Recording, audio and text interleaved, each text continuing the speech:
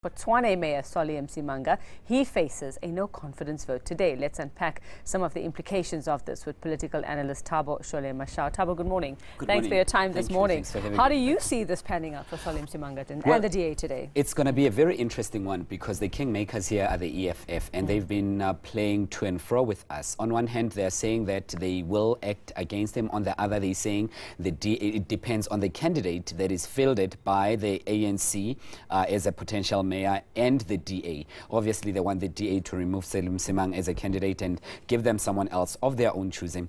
The DA is saying, no, no, no, we are putting Msimanga, we are sticking with Msimanga. We saw Msimanga at a press conference yesterday putting his foot down and insisting that Sole is going nowhere. And if they want to vote him out, let them vote them out, which is a right thing to do because you don't want someone else dictating to you what to do inside your own house. But the difficulty here is the complication that the EFF may want to cause by not voting. In that instance, it may then invoke some sort of complication wherein a local government election has to be held, and that could be their trump card that they want to play. So depending on how they vote today, the EFF that is, as much as the motion is being put forward by the ANC, that will determine where it goes. We could be seeing ourselves or the city of Tshwane going for a local government election. Well, I want to talk about the EFF's chances there in just a moment, but I mean, Julius Malema has been a bit confusing because earlier this week saying we have no problem with Msimanga as a person. Yes. We understand, we believe he'd like to talk to other political parties, but his party won't allow him to do that. So some mixed messages, not quite sure exactly how the EFF feels. Who is the issue? What's the issue? Exactly. I mean, the EFF, you'd know, they were very insistent in its public knowledge where they said they wanted to cut the throat of whiteness.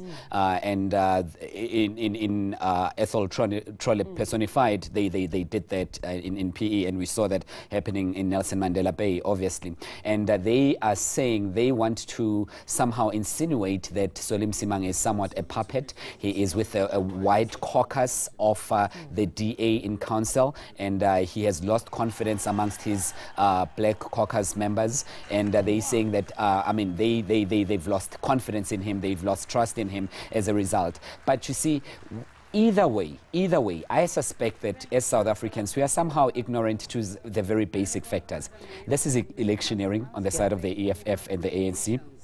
They know that the elections are coming up, and they are using this as free campaign mechanism in the media to say, let us show you the power that we have. Let us flex our muscle so that our potential voters can see that we are in charge. This is merely electioneering on all sides. So in your view and what you know of Msimanga, I mean, he doesn't really need to go, or has he really not performed in the past 2 years since he was put there? Has he done wrong in any way? Well, firstly, the ANC through Dr. Moya is saying that he knew about the Glad Africa issue since last year. They showed the media proof that Sole knew about it and he didn't come clean with council.